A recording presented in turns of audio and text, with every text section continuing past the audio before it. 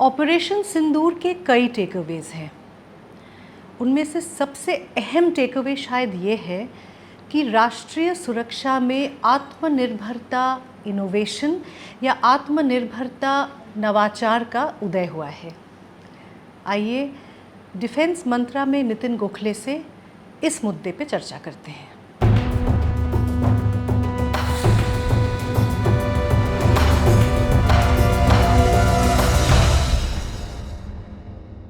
Nitin, tactical brilliance के अलावा जिस तरह से इंडिजिनस हाई टेक प्लेटफॉर्म्स का सीमलेस इंटीग्रेशन हुआ, ये मेरे ख्याल से सबसे अलग था, सबसे नया था इस ऑपरेशन में। बिल्कुल था। और ये 2019 के बालाकोट के ऑपरेशन के बाद जो पाकिस्तान की तरफ से ऑपरेशन स्विफ्ट रिटॉर्ट हुआ, उसमें जो भारतीय सेना की, भारतीय वायुसेना की जो परफॉर्मेंस रही उस समय, उसके बाद एक बड़ा रिव्यू किया गया। और ये उसमें से निकल के आया उस रिव्यू के बाद कि वायुसेना और सेना में तालमेल बहुत कम है। और दोनों अपने अपने तरीके से, एयर डिफेंस की बात कर रहा हूँ मैं अभी इस मामले में, क्योंकि एयर डिफेंस ने बहुत अच्छा परफॉर्मेंस दिया है ऑपरेशन सिंदूर के दौरान। तो एयर डिफेंस में तब आर्मी अपना एयर डिफेंस का पूरा प्लान था उनका, जो एयरफोर्स के साथ उनका कोई तालमेल नहीं था, कोई संपर्क नहीं था। साइलोज में काम करते थे। एयरफोर्स अपने तरीके से काम करते थे। इसलिए जब वो उनके हवाई जहाज आए वहाँ पे नगरोटा और जम्मू डिवीज़न में, और अभिनंदन फिर उनका पीछा करते हुए पाकिस्तान में चला गया, तो उस समय ये पता चला कि दोनों में तालमेल बिल्कुल नहीं है। तो फिर ऊपर से बहुत स्ट्रिक्ट आदेश दिया गया, विप वॉज क्रैक्ड, कि आप दोनों अपना जो है तालमेल बढ़ाओ, आपसी समन्वय बढ़ाओ, कोऑर्डिनेशन अच्छा होना चाहिए, ऐसे आदेश दिया गया। और उसका नतीजा जो हमने देखा ऑप सिंदूर में हमें देखने को मिला कि under the integrated air command and control system ये सब कुछ एक साथ आ गया, तो एक जगह पे आ गया। और फिर एक तरह से उसका जो डिप्लॉयमेंट हुआ, उससे इम्पेनिट्रेबल एक जो आप उसमें से एक दीवार खड़ी हो गई एयर डिफेंस की, उसको भेद नहीं सके पाकिस्तान के कोई भी प्लेटफॉर्म, या उसमें ड्रोन्स हो या मिसाइल्स हो या जहाज़ से मार किया गया कोई मिसाइल हो, कोई उसमें छेद नहीं कर पाया, उसको भेद नहीं सका, क्योंकि ये कोऑर्डिनेशन था। पूरी वॉल एक एयर डिफेंस की लेह से या लद्दाख से लेकर कच्छ तक पूरे वेस्टर्न बॉर्डर में इसको खड़ा किया गया था। अंदर की तरफ भी 4-5 लेयर्स थे उसके जी। ऐसे। तो मैं समझता हूँ ये एक बहुत बड़ा लेसन है। अभी सभी मिलिट्रीज इसको स्टडी करेंगी दुनिया भर में कि कैसे किया, क्या किया। पर ये सबसे बड़ा लेसन मैं समझता हूँ इसमें, डिफेंसिव डिप्लॉयमेंट में ये सबसे बड़ा लेसन था। डेफिनेटली एक मील का पत्थर बोल सकते हैं हम, माइलस्टोन मोमेंट है ये। और ऑब्वियसली जैसे आपने कहा इसको स्टडी करेंगे, इससे लेसन्स लेंगे। आपने अभी एयर डिफेंस की बात की, ड्रोन की बात की, तो drone, air defence, electronic warfare, इन तीनों ने मिलकर किस तरह से एक थोड़ा सा डिटेल में आप बता सकते हैं, स्टार्टिंग फ्रॉम आई थिंक 7 मई। हाँ, तो देखिए, जब प्लानिंग चलती है किसी ऑपरेशन की जी, तो वो बेस्ड होती है ऑब्जेक्टिव्स से शुरुआत होती है कि आपका ऑब्जेक्टिव क्या है। तो भारत का ऑब्जेक्टिव इस बार ये था कि जो आतंकवादियों के आका हैं, जो लीडर्स हैं और उनकी जो हेडक्वार्टर है, उनको टारगेट करना पड़ेगा। नहीं तो जो फुट सोल्जर्स हैं जो आते हैं, पकड़े जाते हैं, मारे जाते हैं, जम्मू कश्मीर में हो, पंजाब में हो, जहाँ भी हो, उनको मार के कोई फ़ायदा नहीं कि उनकी जगह और 10 लोग आ जाते हैं। तो जो फाउंटेन हेड है, तो ये पुरानी कहावत है कि आप सांप का सर कुचल दीजिए, उसकी बॉडी जो है अपने आप ख़त्म हो जाएगी। तो इस बार ये तय किया गया कि आतंकवाद का सर कुचलना पड़ेगा या सर को टारगेट करना पड़ेगा। बिल्कुल। तो ये तय किया, ये ऑब्जेक्टिव हो गया। उस ऑब्जेक्टिव को कैसे अचीव किया जाए, उस ऑब्जेक्टिव को अचीव करने के लिए क्या साधन है हमारे पास, ये सोचा गया। तो तीसरा आदेश था, ये था कि इसको बढ़ावा नहीं दे, वो बढ़ना नहीं चाहिए, ये जंग में परिवर्तित नहीं होना चाहिए। ये काउंटर टेररिस्ट ऑपरेशन के हिसाब से दुनिया ने देखना है, हमने भी उसको ऐसे ही करना है। और इसीलिए मिलिट्री टारगेट्स को हम नहीं चूज़ करेंगे, सिविलियंस को कोई हानि नहीं होनी चाहिए। इकोनॉमिक टारगेट जैसे पोर्ट्स हैं, रिफाइनरीज हैं, जो भी है फैक्ट्रीज़ हैं, उसको हानि नहीं होनी चाहिए। ये एक बार तय होने के बाद फिर चॉइस ऑफ वेपन्स कहते हैं कि किसको इस्तेमाल किया जाए। अगर आपको ये नहीं करना है, मिलिट्री एस्केलेशन नहीं करना है, तो हवाई जहाज़ अगर करोगे और क्रॉस करेंगे हवाई जहाज़ अगर उनके सरहद में, तो वो एस्केलेटरी कहलाता है, मार करने से पहले भी। इसलिए उसका इस्तेमाल रूल्ड आउट हो गया। तो क्या करेंगे फिर, हमारे पास नई नई मिसाइल्स हैं जो ग्राउंड से भी वार कर सकती हैं, सरफेस टू एयर मिसाइल्स हैं, सरफेस टू सरफेस मिसाइल्स हैं, और एयर टू ग्राउंड मिसाइल्स भी हैं, और फिर कामिकाज़े ड्रोन्स हैं। तो ब्रह्मोस मिसाइल है जो क्रूज़ मिसाइल है, वो दोनों तरफ से, हवाई जहाज़ से भी मार किया जा सकता है और ग्राउंड से भी मार किया जा सकता है। तो ये पहले तो इंटेलिजेंस मिला कि कहाँ कहाँ ये रहते हैं। तो 9 टारगेट्स सिलेक्ट किए गए, 5 थे पाकिस्तान ऑक्यूपाइड जम्मू कश्मीर में, और 4 थे पंजाब में, मेनलैंड पाकिस्तान जो है उसमें। तो उसमें से भी 3 बहुत महत्वपूर्ण थे, वो थे मुरीद के, भावलपुर और मुजफ्फराबाद जी। और ये किस लिए थे, क्योंकि मुरीद के और भावलपुर लश्कर तैयबा जैश ए मोहम्मद का हेडक्वार्टर था। उनके जो आका, उनके जो लीडर्स हैं, मोहम्मद हाफिज़ सईद और मौलाना मसूद अज़हर, और उनके रिलेटिव्स और उनके जो लेफ्टिनेंट्स हैं, जो नंबर 2 नंबर 3, वो सब वहाँ रहते हैं, ट्रेनिंग देते हैं। तो उसको कर गया। मुजफ्फराबाद क्यों किया गया, ये जो पाकिस्तान ऑक्यूपाइड जम्मू कश्मीर में है, क्योंकि वहाँ से 30 साल से टेररिस्ट को लॉन्च किया जा रहा है जम्मू कश्मीर में जी। तो ये एक तो ये सिंबॉलिक भी था और सब्सटेंस भी था, दोनों चीज़ें इसमें थी। तो ये टारगेट किए गए। तो जो पाकिस्तान ऑक्यूपाइड जम्मू कश्मीर में जो टारगेट्स थे, वो सीमा से, LOC से, लाइन ऑफ कंट्रोल से ज़्यादा दूर नहीं थे।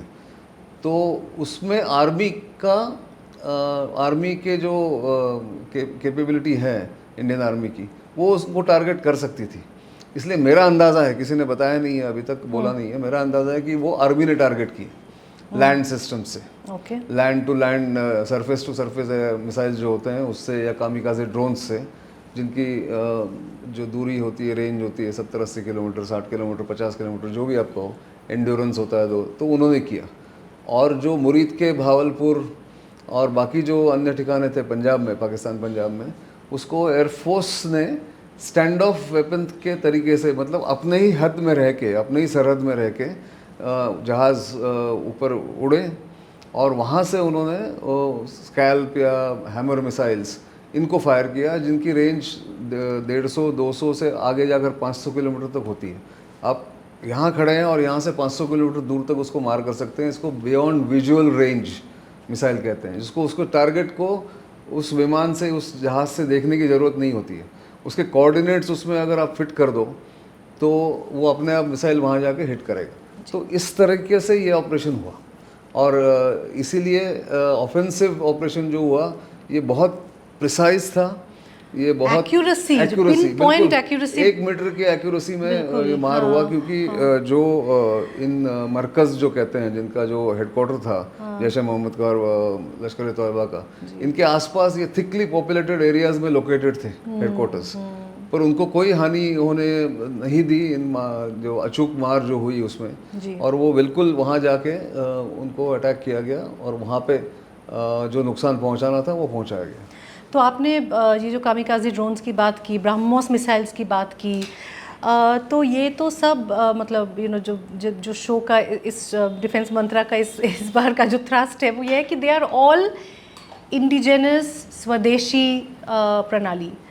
तो इनका सबसे ज़्यादा जो कंट्रीब्यूशन रहा वो किसका रहा, कैसे हुआ, कैसे इन प्लेटफॉर्म्स को इंटीग्रेट किया इतनी जल्दी, और जिस तरह से प्लानिंग की गई? नहीं तो आपके पास क्या जानकारी है? ये अभी कौन सा ब्रह्मोस ने कहाँ मारा और कहाँ मार की, या कामिकाज़े ड्रोन्स ने कहाँ मार की, ये अभी डिटेल्स अवेलेबल नहीं है, मुझे नहीं पता। नो, आई एम सेइंग किस तरह से। हाँ। तो अब ये इनका इंडक्शन भारतीय सेनाओं में ब्रह्मोस का अब 10 साल पहले से हो चुका है। और ब्रह्मोस ही एक जॉइंट वेंचर है, ब्रह्मपुत्रा और मॉस्कोवा रिवर के नाम से इसको ब्रह्मोस नाम दिया गया है। इंडिया रशिया जॉइंट वेंचर है, पर उसका प्रोडक्शन, मैन्युफैक्चरिंग, उसके जो इंटीग्रेशन और असेंबली सब भारत में होती है। तो वो बड़ा पोर्टेंट है। उसके ऊपर डेवलपमेंट काफ़ी सालों से करते जा रहे हैं, उसका इम्प्रूवमेंट करते जा रहे हैं काफ़ी सालों से। जो उसकी पहले जब भारत आईटार का मेंबर नहीं था, आईटार का वो आपको एक कंट्रोल होता है या लिमिट होती है कि आप कितने रेंज का मिसाइल मैन्युफैक्चर कर सकते हो, अपने फौज में रख सकते हो। तो पहले वो 290 किलोमीटर का एक ये था, लिमिट थी। पर अभी भारत के पास, भारत ने आईटार ज्वाइन करने के बाद वो लिमिट कोई ज़्यादा मतलब वो लिमिट नहीं रही। अब आप जितने चाहे दूरी की रेंज की मिसाइल आप मैन्युफैक्चर कर सकते हो।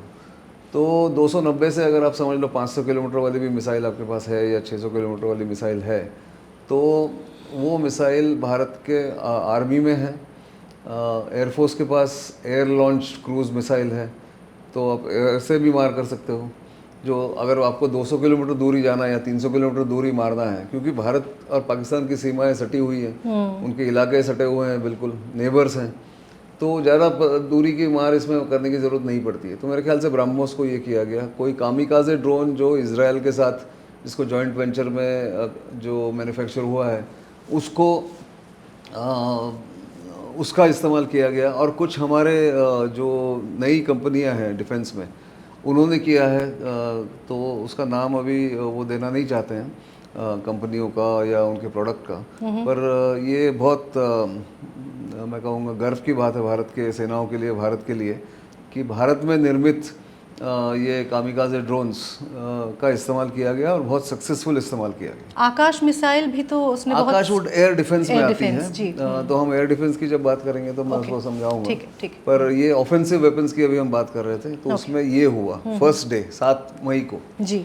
उसके बाद फिर पाकिस्तान ने पलटवार करने की कोशिश की, तो उनके ड्रोन्स आए, स्वॉर्म ड्रोन्स जिसको कहते हैं, इकट्ठा 150, 160 ऐसे ड्रोन्स आते गए। तो ये कहा जाता है आजकल, ये इवोल्यूशन है ड्रोन वॉरफेयर का, कि ये जो पहले जो ड्रोन्स आते हैं वो प्रोबिंग ड्रोन्स होते हैं। जो वो ठिकाने जानना चाहते हैं कि एयर डिफेंस का लोकेशन क्या है, जो भारत का जो एयर डिफेंस के रेडार्स होंगे या उसके जो काउंटर मेजर्स के लिए जो हथियार लगाए होंगे, वो कहाँ है, क्योंकि जैसे ही वो ऑन होता है तो उसका इलेक्ट्रॉनिक सिग्नेचर उनके यहाँ रिकॉर्ड हो जाता है। तो उसको प्रोब करने के लिए उन्होंने शायद ये ड्रोन स्वॉर्म्स भेजे थे। ड्रोन स्वॉर्म्स को नाकाम किया गया अलग अलग तरीके से, और ज़्यादातर मार गिराए गए, और कुछ को जैम करके उनकी फ्रीक्वेंसी या उनका जीपीएस जैम करके उनको गिराया, मतलब उतारा गया। तो उसमें कौन कौन था शामिल इनको सब नाकाम करने में? पहले तो आपके पास स्नाइपर राइफल्स, गरुड़ के जो होते हैं, एयरफोर्स के जो स्पेशल फोर्सेस हैं, उनके पास स्नाइपर राइफल्स भी है। वो अगर बिल्कुल दूरी तक आते हैं, तो एयर डिफेंस का पहले आपको मैं बता दूं कि ऑर्गेनाइजेशन कैसे होता है। वो कॉन्सेंट्रिक सर्कल्स में ऑर्गेनाइज्ड होता है। तो एक होता है एरिया, एक होता है पॉइंट, दूसरा होता है एरिया, और उसके बाद होता है ऐसे सर्कल्स बार बार गोल चक्कर ऐसे बढ़ते जाते हैं। उसका जो दायरा है वो बढ़ता जाता है। तो सबसे ऊंचा और सबसे प्रभावी एयर डिफेंस वेपन या मिसाइल सिस्टम जो है, जो 500 किलोमीटर दूर या 400 किलोमीटर दूर आने वाला टारगेट को भी मार सकता है या टारगेट कर सकता है, वो है S-400, जो रशिया से हमने लिया हुआ है जी। तो वो सबसे, अगर आप 1 से 10 तक देखें तो उसमें वो 10 नंबर पे आता है। 1 नंबर पे स्नाइपर राइफल है, फिर आपके पास पुराने जो लेगेसी इक्विपमेंट जिसको कहते हैं, जिसको मॉडिफाई किया गया, अपग्रेड किया गया है, वो L-70 गन्स हैं, फिर ZU-23 गन्स हैं, फिर शिल्का है, फिर आपके पास ओसा AK है, और फिर आप ऐसे ऐसे बढ़ते जाते हो। फिर आकाश आता है, आकाश एयर डिफेंस सिस्टम, जो कम्प्लीटली इंडिजिनस है, डिज़ाइन, डेवलप्ड, मैन्युफैक्चर्ड पूरी तरह से DRDO ने करके फिर उसको मैन्युफैक्चरिंग के लिए BDL को दे दिया है। तो आकाश है। आकाश के बाद आकाश और इसके बीच में आपके पास MRSAM है, medium range surface to air missile, जो इसराइल से टेक्नोलॉजी ला के इसको मैन्युफैक्चर किया गया था। बराक 8 उसका नाम है, या एक वर्जन है उसका। हाँ। और फिर फाइनली S400 आता है। तो ये इतने लेयर्स होते हैं, तो अगर इतने लेयर्स के थ्रू वो आता है तो फाइनली वो गरुड़ भी है जो वहाँ पे बैठा हुआ है स्नाइपर राइफल लेके छोटे ड्रोन्स को मार गिराने के लिए। क्योंकि छोटा ड्रोन है आपका 5 लाख रुपए का समझ लीजिए छोटा ड्रोन, या 10 लाख का है या 50 लाख का है, तो उसको आप S400 से मार भी नहीं सकते हैं, गिरा भी नहीं सकते हैं, और इतना खर्चा भी नहीं कर सकते हैं। इसलिए उसको करने के लिए काउंटर UAV सिस्टम्स भी होते हैं जो सॉफ्ट किल बोलते हैं, जिसमें जहाँ जैमिंग हो जाती है GPS की, या फिर हार्ड किल होता है जो कुछ हमारे यहाँ पर काउंटर ड्रोन सिस्टम्स आए हैं जिसमें माइक्रो मिसाइल्स, इतनी छोटे छोटे एक्सप्लोजिव्स उसमें डाले होते हैं। तो number of counter drones go and उसमें से वो माइक्रो मिसाइल्स ऐसे वार करती है, जो जितने आने वाले ड्रोन्स हैं उसको, उसमें से अगर 10 आ रहे हैं एक साथ कहीं, तो उसमें 5 को कम से कम वो मार के गिराएंगे या 8 को मार के गिराएंगे, ऐसे होता है वो। It's a matter of chance plus homing, और उसका जो नेविगेशन होता है उसके ऊपर डिपेंड करता है। पर इतने तरीके से एयर डिफेंस को किया जा सकता है, और ये सबसे बड़ी अचरज की बात है कि एयर डिफेंस के इतने अलग अलग जनरेशंस के जो इक्विपमेंट थे, इनको सबको इंटीग्रेट किया गया है अंडर IACCS। या मैं यही बोल रही थी कि this was the most interesting thing, इतनी कम टाइम में इस तरह से असेंबल एवरीथिंग, और इस तरह से तैयार रखना और प्रूव करना, दे प्रूव देमसेल्व्स। ब्रह्मोस का शायद पहली बार इस तरह से इस्तेमाल हुआ है, और इस तरह तो वहाँ के जो प्रूफ हमें मिला है, या जो डिब्री हमें मिला है, चाइनीज़ के जो PL-15 मिसाइल है, टर्की के कुछ ड्रोन्स आए थे, उनको भी हमने जो है, हालांकि नैरेटिव शुरू में कुछ और चल रहा था, नैरेटिव की हमने कई बार बात की है, भारत शक्ति में लिखे भी हैं हमने आर्टिकल्स, लेकिन तो व्हाट डू यू थिंक, कहाँ पे हमारा जो we were very import oriented, और हम आई थिंक एक कहीं ना कहीं एक कॉन्फिडेंस की भी कमी थी अबाउट आवर ओन इक्विपमेंट। बिल्कुल। तो इतनी जल्दी ये कैसे बदल गया? ये देखिए, पिछले 10-11 साल में जब पॉलिसी बदली, मेक इन इंडिया के ऊपर एम्फेसिस किया गया, और मेक इन इंडिया को महत्व दिया गया, और कहा कि कुछ ऐसे 300 से ज़्यादा आइटम ऐसे आइडेंटिफाई किए गए जिस पे इम्पोर्ट बैन लगाया गया। कहा गया MOD की तरफ से, सरकार की तरफ से, कि ये इन तारीख के बाद, इस साल बाद ये इंपोर्ट नहीं होंगे। तो आपको इनको लोकल जो टैलेंट है या लोकल इंडस्ट्री है उसके प्रोडक्ट्स को ही लेना पड़ेगा। इसी को नेगेटिव लिस्ट कहते हैं आजकल, वो पॉजिटिव इंडिजिनाइजेशन लिस्ट कहा जाता है उसको, पॉजिटिव स्पिन देने के लिए। नेगेटिव नहीं है इसीलिए, पर वही जो भी है, एक ही बात है कि इंपोर्ट बैन हो गया। तो उस तरह से फिर क्या हुआ कि इंसेंटिव्स दिए गए लोकल मैन्युफैक्चरर्स को या लोकल डिज़ाइनर्स को, लोकल डिफेंस इंडस्ट्री को। तो उन्होंने फिर वो प्रोडक्ट्स डिज़ाइन करना और डेवलप करना शुरू कर दिया। फिर वो मैन्युफैक्चरिंग हुई। तो उसमें से काफ़ी इस बार जो काउंटर ड्रोन सिस्टम्स डिप्लॉय हुए और जिन्होंने काम किया, L-70 को अपग्रेड किया, या काउंटर ड्रोन सिस्टम्स जो हार्ड किल वाले थे, या लेज़र बेस्ड हार्ड किल वाले जो थे, ये सब लोकल प्रोडक्ट्स थे। तो इसीलिए ये अच्छा हुआ कि ये टेस्ट हो गए, और जहाँ उसमें कोई कमियां होंगी, कोई खामियां होंगी, तो उसके ऊपर भी अब काम किया जाएगा। ये रियल बैटलफील्ड में टेस्ट हो गए, रियल टाइम में टेस्ट हो गए। तो ये 10 साल में ये फ़र्क आया है, और मैं कहूँगा पिछले 5 या 6 साल में इसकी जो पेस है, इसका जो स्पीड है वो बढ़ गया है, जहाँ पे इंडक्शन और एक्सेप्टेंस ऑफ लोकल प्रोडक्ट बढ़ गया है।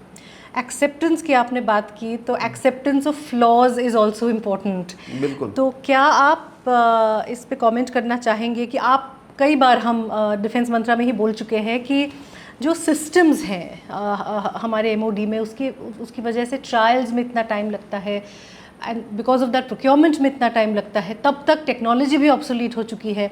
तो क्या आपको लगता है कि इस जो जंग तो नहीं कहेंगे, ये जो भी हुआ, इंडिया ऑपरेशन जो हुआ, इसमें कई ऐसे प्लेटफॉर्म्स आ सकते थे, कई प्लेटफॉर्म्स का यूज़ होना मिस हो गया?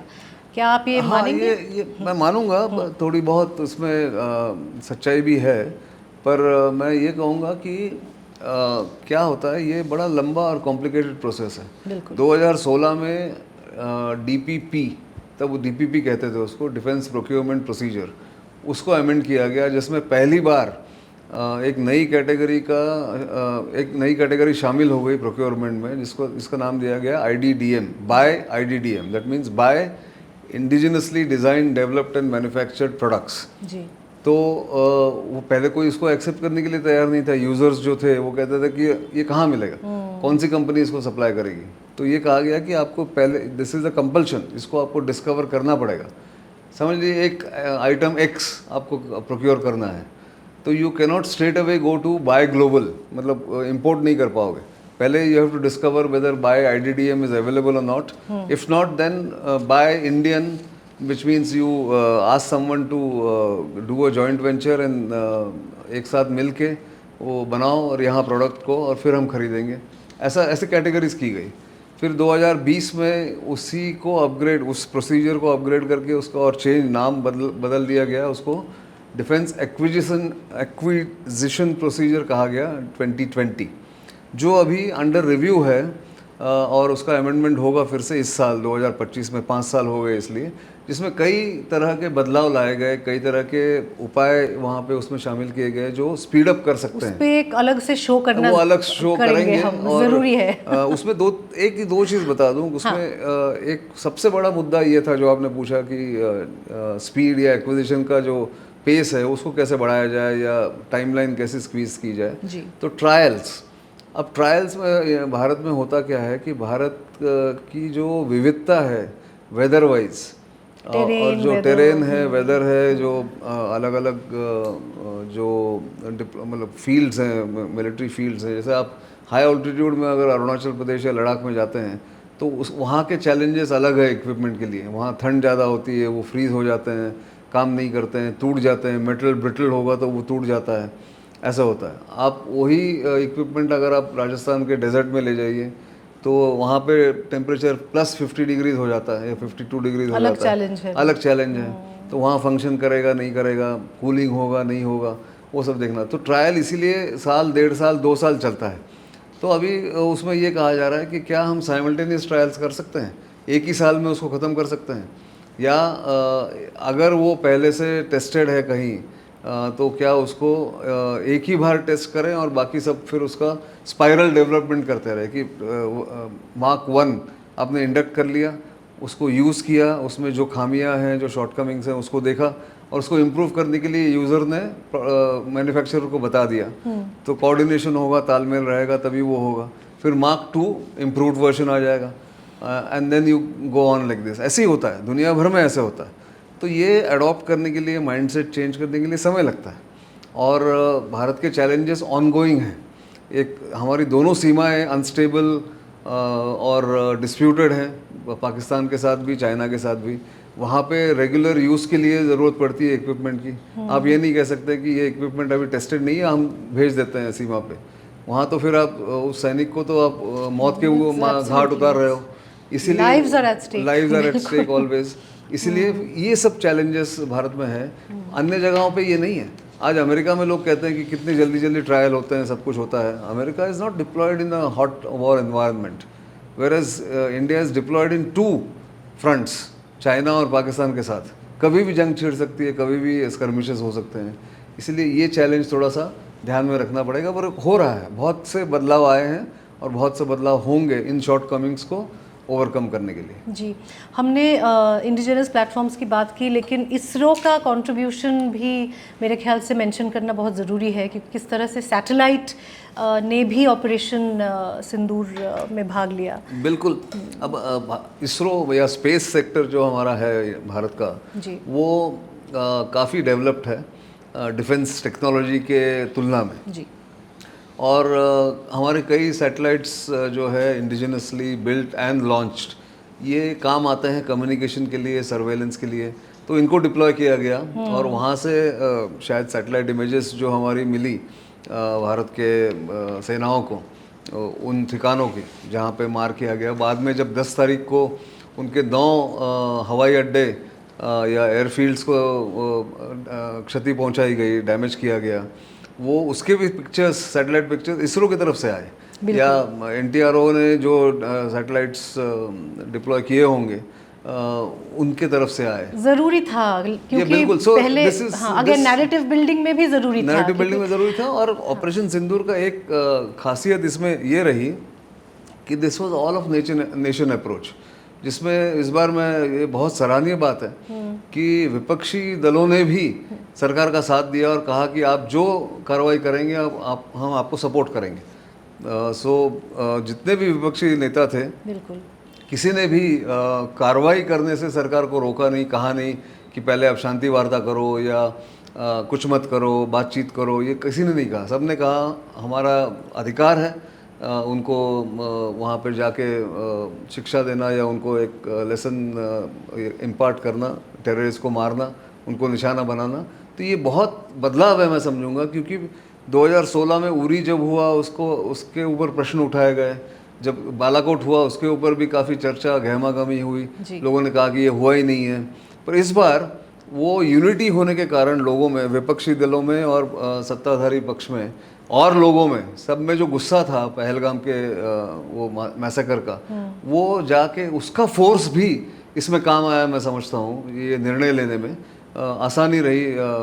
जो हमारे नेशनल सिक्योरिटी मैनेजर्स हैं led by prime minister Modi और तीनों चीफ, CDS, NSA सब ने मिलकर जो निर्णय लिया, वो इस निर्णय के पीछे ये ताकत भी थी, ये ज़रूर मानना चाहिए, support of the nation. And then the